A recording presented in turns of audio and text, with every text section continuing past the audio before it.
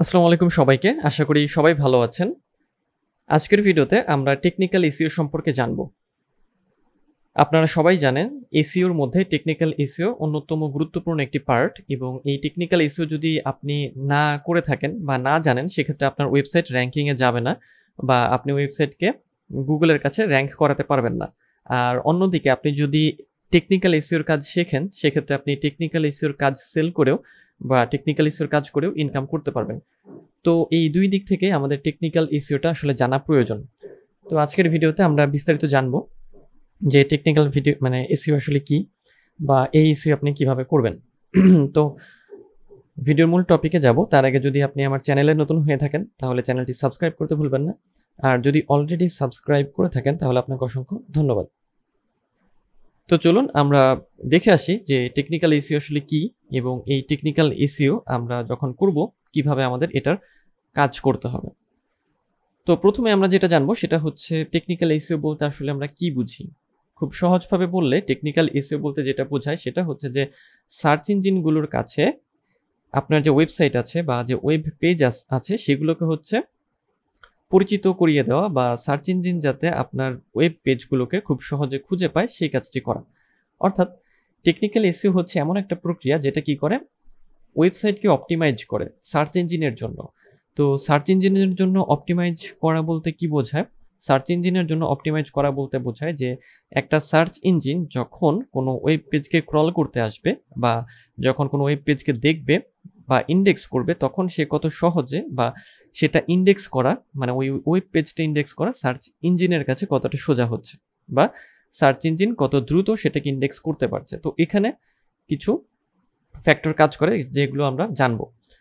তো তাহলে technical issue মূলত যেটা দাঁড়াচ্ছে যে একটা ওয়েবসাইটকে সার্চ ইঞ্জিনের জন্য অপটিমাইজ করা। তো এর মধ্যে বেশ কিছু কাজ ইনক্লুডেড, সেগুলো হচ্ছে যে সার্চ ইঞ্জিনের কাছে যখন আমরা কোনো ওয়েবসাইটকে অপটিমাইজ করতে চাই মানে যাতে সার্চ ইঞ্জিন খুব সহজেই সেই ওয়েবসাইটকে ইন্ডেক্স করে ফেলে বা ওয়েবসাইটের যে কন্টেন্টগুলো আছে মানে যে পেজগুলো আছে সেগুলোকে তার ইন্ডেক্সে নিয়ে আসে। তো এই জন্য যেটা প্রয়োজন সেটা হচ্ছে যে ওয়েবসাইটের যে সাইট ম্যাপ থাকে সেটা গুগলের কাছে সাবমিট করতে হয়।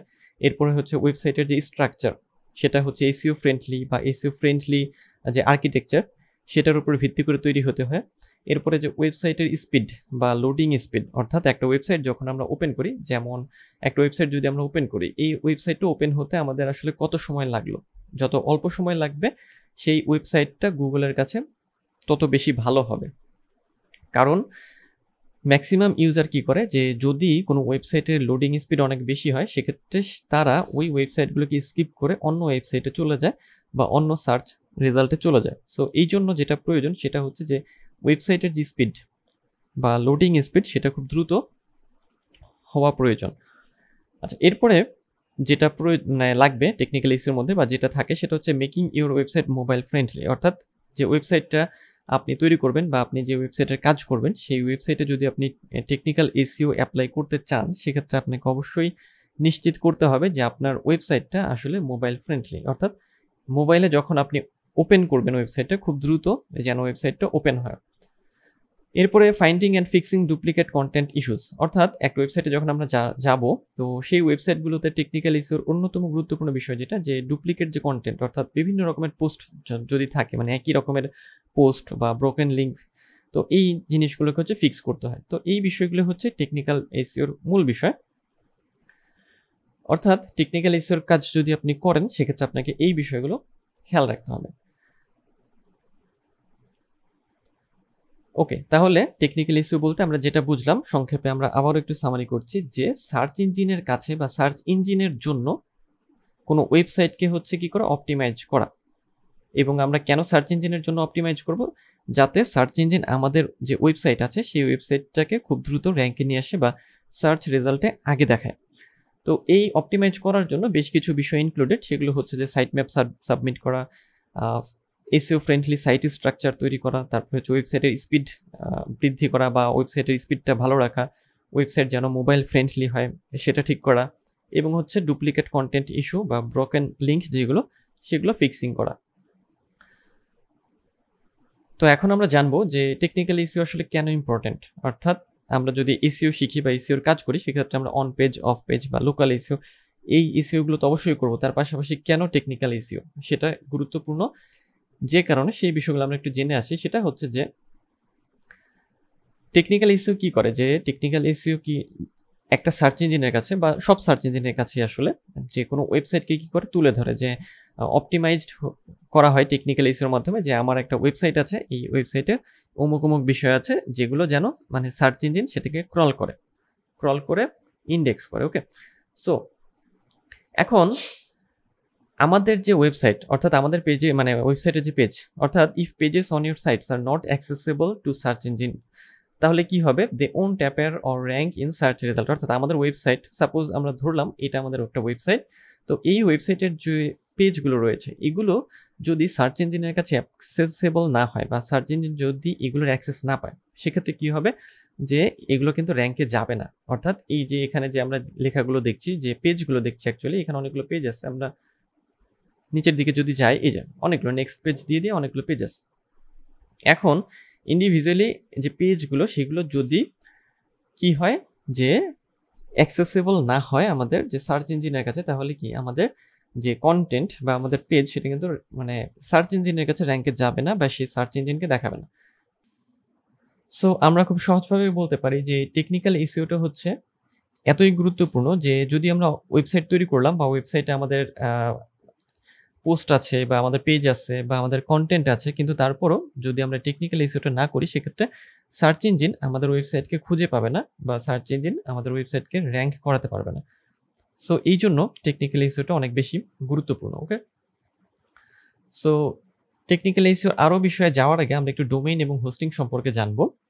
ডোমেইন এবং হোস্টিং এই দুটো বিষয় সম্পর্কে আমরা প্রায়ই শুনে থাকি। তো এই দুটো জিনিস আসলে কি? ডোমেইন এবং হোস্টিং এর মধ্যে ডোমেইন হচ্ছে যেটা, যে আমি যখন এই ওয়েবসাইটে আসলাম, এই ওয়েবসাইটে আসার পর আমি এখানে একটা লেখা দেখছি, মানে এটা হচ্ছে একটা নাম, তাই না? এটা হচ্ছে ডোমেইন, অর্থাৎ way2wellness.com এটা হচ্ছে ডোমেইন। এখন আমি তো এই ওয়েবসাইটের মধ্যে আছি। এই ওয়েবসাইটের মধ্যে কি কি জিনিস আছে? এই ওয়েবসাইটের মধ্যে বিভিন্ন রকমের পোস্ট আছে, বিভিন্ন রকমের ভিডিও আছে, মানে তারপরে হচ্ছে অডিও থাকতে পারে, তারপরে ছবি থাকতে পারে, অনেক লিঙ্ক থাকতে পারে, অর্থাৎ বিভিন্ন রকমের এর মধ্যে আইটেম থাকবে।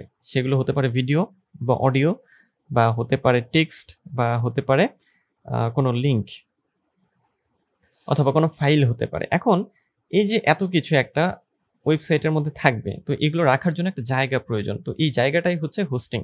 অর্থাৎ ডোমেইন বলতে আমরা যেটা বুঝবো সেটা হচ্ছে ডোমেইন হচ্ছে এটা, অর্থাৎ এই যে ওয়েবসাইটের অ্যাড্রেস এটা, এবং এই ওয়েবসাইটের যে যাবতীয় যে ম্যাটেরিয়ালসগুলো আছে বা যাবতীয় যে কন্টেন্ট আছে, সেই কন্টেন্টগুলো কোন জায়গাতে আসলে স্টোরেজ হবে সেটাই হচ্ছে হোস্টিং।